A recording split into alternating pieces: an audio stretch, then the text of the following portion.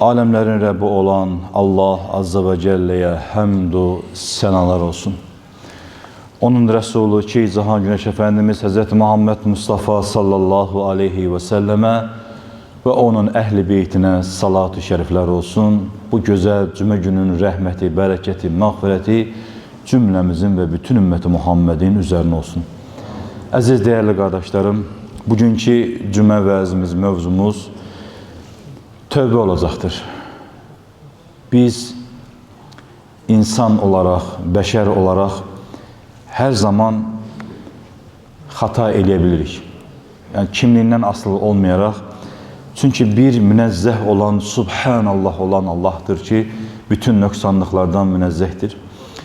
Yani her bir bilerek ve bilmeyerek hata edebilir. Yani hata edenlerin de en güzeli onu anlayıp tövbe etmektir. Hatta inşallah hadislerde okuyacağız Allah'ın izniyle. Peygamber Efendimiz sallallahu aleyhi ve sellem bile geçmiş ve gelecek günahları bağışlanan bir peygamber her gün 70 veya 100 defa tövbe ederdi, istiğfar ederdi. Yani tövbe hakikaten insanın Allah'ın karşısında acizini bildirir. Yani tövbe etmek temizlenmektir. Tövbe etmek Allah'a karşı olan üsyanını karşısına almaktır. Ve bir de en önemlisi olan her bir insan kimliğinden aslı olmayarak ister ibadetini en mükemmel şekilde yerine getiren insan olsun. Yine de her dasa yani evinin içinde bile olsa insan unutkan bir varlıktır. Yani Allah'ı unutabilir. Ona göre elbette ki bir Allah dostları, Allah'ın dostları dediğimiz o şəxslər, onlar yatanda da, duranda da, ayak üstə də her zaman Allah'a zikir ederler, Allah'ı unutmazlar. Ama o seviyeye gelmekten öteri de birinci növbədə Kur'an-ı Kerim'i güzel bilmək lazımdır. Allah'ın kelamını bize ne hitap ettiğini güzel bilmemiz lazımdır ve onu diri yaşayan Peygamber Efendimiz sallallahu aleyhi ve sellemin hayatını bilmək lazımdır. Yani Peygamber Efendimiz sallallahu aleyhi ve sellem hakikaten de bize büyük bir ibrettir ve bir örnektir. Onun, çünkü bilirsiniz ki peygamberlerin fetanet ve ismet sıfatları var ki Allah onları koruyur. Yani günahlardan koruyur. Zerre dediğimiz var. O his. Onlar da beşerdir. Ama onlar günah işlemez. Allah peygamberleri koruyur. Ama peygamber ümmeti olan o insanlara ve eshabına örnek olarak her gün 70 veya bir rivayette 100 defa istiğfar eder. Şimdi aziz değerli kardeşler, bunu herkes aşağı yukarı bilirik. Hadisler okuyur ama esas mesele nedir? İnsan bazen özünü dərk edə bilmir. Yani kenardan daha kontrol olunmağa ehtiyac var. Ona ne deyirlər? Bir hoca mı, bir şeyh mi veya da valideyn mi? Çünkü insan özünü bazen görmür. Bu her kəsdə mövcuddur yani. Ve özellikle de nefis taşıdığımız için bazen öz qüsurlarımızı görmürük. Görməkdən yani gəlirik, görməmək istəyirik. Amma mütləq və mütləq lazımdır ki, yani sənə biri qüsurunu dediğin zaman, sənə bu günahı etmə dediği zaman bir düşünməliyik. Hazreti Ömer radiyallahu anh yada düşür bu anda. Hətta qılıncını verir. Mənim bir hatamı görsəniz deyir. Və hətta Həzrəti Ömər öz xəlifəliyi dövründə bunu hər kəs bilir. Birinə gətirib ikram eləyir, birinə bir ödəniş eləyir. Deyək ki, hər gündə gəlsən mənə denən ki, ey Ömər, öldəsin. Onun həyatında bunu da gördük. Hər gün o adamın vəzifəsi nədir? Ey Ömər, öldəsin. Çünkü ölüm düşünmek günahtan uzaklaştırır. İnsana heyecan verir. Ölüm elə belə bir halda ölüm. Sahabələr gecəsini gündüzə qatmış, hər zaman qorxu içində olmuşlar. Nəyə görə? Görəsən biz qurtulacaq yoxsa yox. Amma biz toplum olaraq çox rahatıq. Və bir gün həmən adama artıq deyir, dur, artıq da kifayətdir. Nədən ey Ömər dediyi zaman, saqqalında ağ tükə baxaraq, artıq bu mənə mesajdır. Yəni, burada böyük bir mesajlar var. Həm nəfsi tərbiyə mesajı var ki, biz görəsən ömründə demişim ki, yalnız dostlarımıza, bax, mən xatam olduğu zaman düzəltməsən, sənə halal vaxt vermirəm. Görəsən ömründə demişim mi? Çünki insanıq, nəfis daşıyırıq, nəfsimiz ağır gəlir. Və xata işlədiyimiz zamanda əlbəttə tövbə eləməliyik və o tövbənin də şərti vardır ki, əziz dəyərli qardaşlar, əsas ona toxunmaq istəyirəm, o şərtləri diqqət eləmək lazımdır. Birinci növbədə, tövbə edən bir şəxs həmin günahı tərk etməlidir. Yəni, bu nəyə bənzəyir? Alimlərin, ulemanın açıqlamasında, yəni, bir düşünün ki, soyuq dəyməyə qarşı bir iynə vurur insana, deyək ki, həkim bir resept yazmış, sən o iynəni soyuq dəyməyə qarşı o müalicəni edə, gedirsən, ancaq nə ararsan, soyuq suyla, nə bilim mən, yəni insanın bədəninə ziyan olan nə varsa, onunla məşğul olursan. Həm müalicə olursan, həm təzədən qayıdırsan ora. Yəni, o müalicənin faydası olmadığı kimi, o sənin, bu da tövbən də faydası olmaz. Nağarmadıqca, o günahı tərk etmədikcə. Amma əlbəttə ki, insan nə qədər günah işləsə, mütləq bir şəkildə hər bir zaman tövbə eləməyə çalışmalıdır. Yəni, günah insana aiddir. Qüsur işləmək, günah işləmək insana aiddir. Tövbə etmək də insana aiddir. Yəni, Allah Azza və Cəllə əgər günah işlədəcək bir qövüm olmasaydı, mən onları məhv edərdim və təzədən günah işləyən bir qövüm yaradardım, deyir. Yəni, bu nə deməkdir, əziz qardaşlar? Günahsız bir qul yoxdur. Əsas odur ki, tövbə edəndən sonra da inşallah o günaha qayıt olmaqdır. İkinci məsələ şərt, həmin günahın peşmançılığını çəkmək. Yəni, unutmamaq lazımdır ki, baxın, hikmətli kəlamlardandır ki, etdiyin pislikləri unutma. Sənə edilən pislikləri unut. Etdiyin yaxşılıqları unut, sənə edilən yaxşılıqları unutma. Bu ünvanla, bu missiya ilə bir mömin həyatını sürərsə, həm şeytan onu aldada bilməz, çünki etdiyi pisliyi unutmur. Daima onun gözünün önündə ki, bəlkə Allah, bəlkə mən buna görə cəhənnəmə girəcəm. Diqqət elər həyatına. Ona edilən pisliyi unudar ki, bu nəyin qarşılanmış olar? Qarşıdayına kim bəsləməyin qarşısını alar? Düşmançılığın qarşısını alır. Və bir də Allaha həvalə edir ki, ən üstündə odur. Özünün etdiyi əməli də əlbəttə ki, məlumdur. Çünki insana daima rahat olacaq. Mən bunu eləmişəm, bəsdir. Mənim heç bir şeyim olmasa da mən ildə bunu eləyənəm, nə bilim, yaxşı əməllərim var. Nə olsun ki, namazım yoxdur. Və yaxud da ki, nə olsun ki, oruç tutmam. Heç kimdən mənim əlimdən incimir, heç kimi incitmirəm, aldatmıram. Yəni, özünü rahatlatmaya çalışır. Əlbəttə ki, Allah ədalətlidir. Fəmən ya'mə miskalə zərətin xayrən yerə. İman etmiş elhamdülillah. Amma bir mömin, bir müsəlman dediyimiz şəxs bu kimi əməllərdən özünü rahatlatmaya çalışdığı zaman nə olar? Xüsrana uğramış olar. Çünki nə qədər həyat varsa, aldığımız nəfəsin, aldığımız hər dəqiqələrin hesabını verəcəyik. Unutmamaq lazımdır. Üçüncü, Şərt odur ki, yəni tövbə edəndən sonra bir daha günah etməməyə qərar vermək. Yəni bunu hər bir müsəlman, hər bir mömin səmimi qəlbdən ki, mən bir daha günahı işləməyəcəm.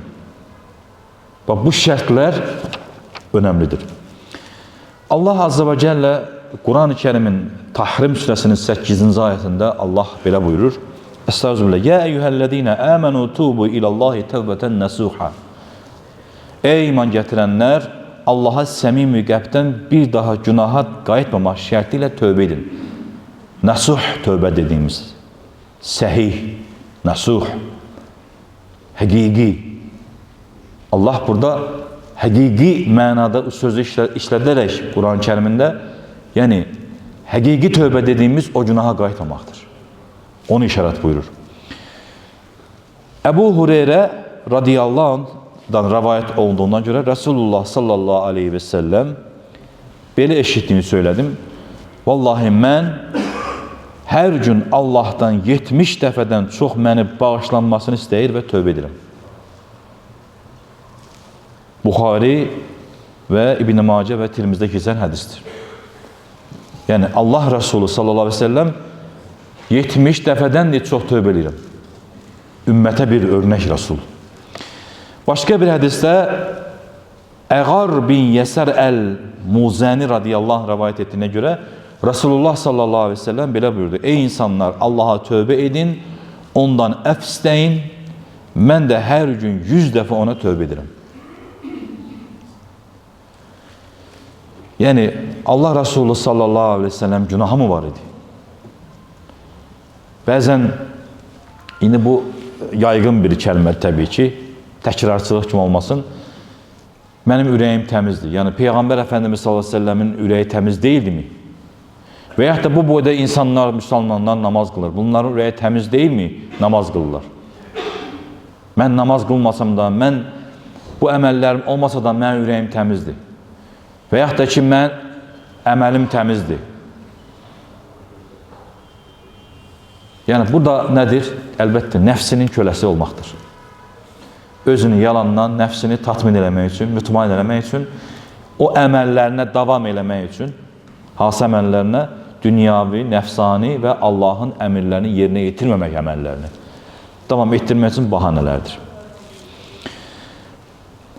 Başqa bir hədisdə Resulullah sallallahu aleyhi və səlləmin xidmətçisi olan Əbu Həmzə Ənəs bin Malik Əl-Ənsari radiyallahu anhdan rəvayət edildiyinə görə Resulullah sallallahu aleyhi və səlləm belə buyurmuşdur. Buxari və Müslimdə keçən bir hədisdir bu da. Bəndəsinin tövbə etməsinə görə Allahın sevinci sizdən birinin kimsəsiz səhrada itirmiş, dəvəsini tapdıqda keçirdiyi sevinç hissindən daha çoxdur. Bax, Allah Azze və Cəllə bir qulunun tövbəsinə sevindiyini düşündüyümüz zaman məcazi mənada bir misal verir hədisdə. Yəni, bir insan səhrada dəvəsini itirəsə nə deməkdir? Bunun azuqəsi, yeməyi, suyu itdi demək, yoxa çıxmaq deməkdir. Və o dəvəni tapdığı zaman sahibi nətər sevinər deyir. Bir məcaz bənzətmə var təbii ki. Allah Azze və Cəllə deyir, qulunu elə sevinər. Yəni, çünki bilirsiniz ki, Quran-ı Kərimdə də və hədis şəriflərdə də, özəlliklə qudsi hədislərdə də Allah Azze və Cəllə qulunun anlayacağı dildə danışır. Xitab eləyər. Ki, bu da onlardan biridir. Başqa bir hədisdə Əbu Musa Abdullah bin Qeys Əl-Əş'ari radiyallahu anh rəvayət olduğuna görə Nəbi Əkrəm sallallahu aleyhi ve sellem belə buyurmuşdur. Allah-u Teala gündüz günah işləyənin tövbəsini qəbul etmək üçün gecə əlini ona uzadar. Gecə günah işləyənin tövbəsini qəbul etmək üçün də gün uzunu əlini ona uzadar. Bu günəşin batdığı yerdən doğacağı günə qədər davam edər. Yəni, bu hədis şərifdə də Müslümdə keçir. Nəyi görmüş oluruq? Allah Azze və Cəllə, baxın, o qədər mərhəmətlidir ki, o qədər rəhimlidir ki, bir qulu günah işlədiyi zaman, hətta bir hədis şərifdə də bir rast gəlmişdik, mələklər deyir, ona həmən deyir, günaha yazmaz deyir. Qulun deyir, tövbə etməsin gözləyər deyir. Bax, sababda belə deyil ha.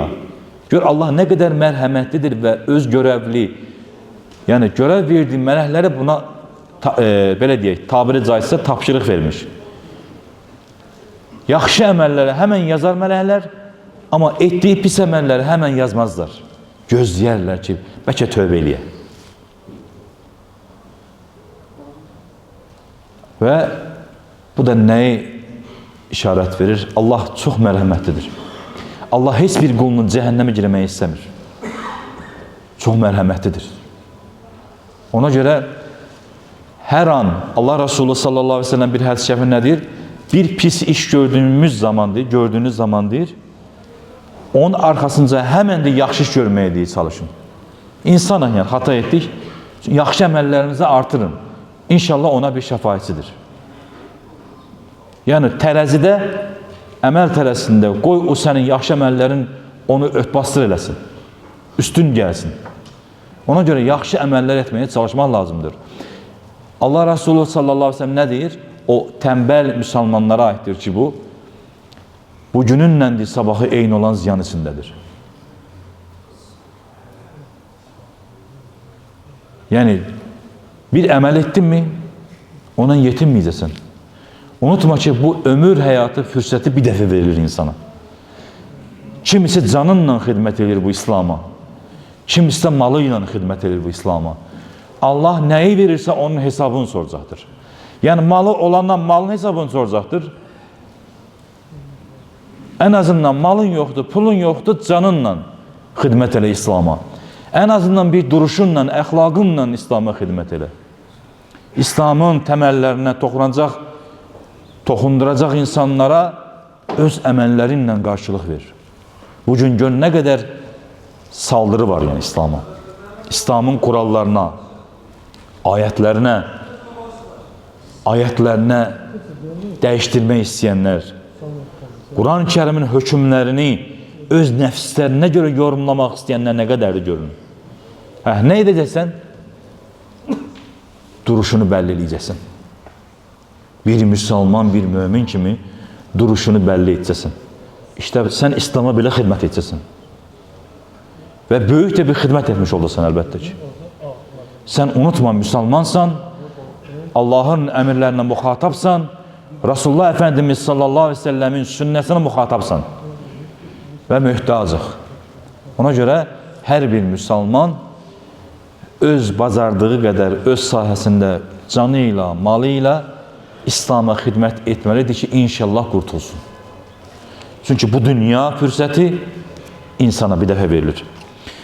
Əbu Əbdurrahman Abdullah İbni Ömər İbni Xattab radiyallahu anh rəvayət edildiyinə görə Resul-i Əkrəm sallallahu aleyhi ve sellem belə buyurdu: qulunun can verənə qədər etdiyi tövbəsini Allah-u Teala qəbul edir.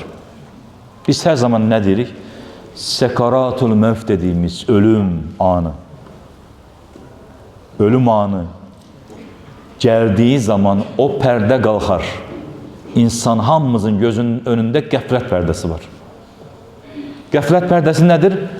Yəni, imtihan dediyimiz o pərdədir ki, o pərdə qalxsa, çünki əlhamdülillah biz iman etmiş insanlarıq.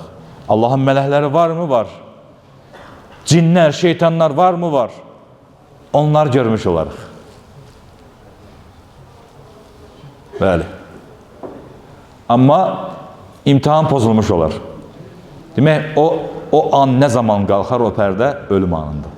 Artıq görərsən. Hətta hədis şərifdə nə deyir? Şeytan da gələr deyir, bir udum suya deyir, səni imtihan edir. İmanı ver deyirsə, bir udum su verir. Hədis şəriflər. Bax, şeytan gör hası halda gəlir. Özünüz görmüşsünüz də, hamımız şahidik buna. Ölüm anında pambıqdan ölünün, yəni can verən insanın dodağına su vururlar. Ən çox susadığı vaxt o həmən an. Ölüm anında. Çox susuyur insan. Bunu dəfələrdən biz məslək icabı olaraq can verən insan yanında olduğumuz üçün görmüşük bunu. Və görənlər də bilir. Çox susuyur o anda. Yəni, sanki bir dənizləri gətirdir yəni. Orada da bir imtihan olur. Allah bizi o son nəfəsimizdə bizi özümüzə buraxmasın. Mərhəməti ilə canımızı alsın. Baxın, o ölüm anı hamımız yaşayacaq onu. Hamımız o ölüm anı yaşayacaq. Allah bizi mərhəmətindən ayırmasın. Çünki o ölüm anı o qədər dəhşətlidir ki, yəni kimliğine asıl olmayacaq. Biz şəhidlər bilirsiniz ki, Hədis şərifdə şəhidləri nə deyir? Sanki de o salih qulları, şəhidləri, o dediyimiz bizim yağ misalı, yəni tərəyağı dilləs, belə deyək də, bir yağ misalı deyək. Artıq da yağ dediyimiz zaman fərqli dillərdə səslənir. Yağdan deyir, tükü çəkən kimi çəkər deyir. Biz salih qulunun canını alarsan deyir Allah. Şəhidlərin dediyimiz. Niyə görə şəhidlər deyir ki, ey Rəbbim deyir, o həzzi o qədər gözəl yaşadır ki Allah onlara. Deyir, bizi dünyaya bir də qaytar deyir, biz bir də deyir, Allah üçün şəhid olaq deyir.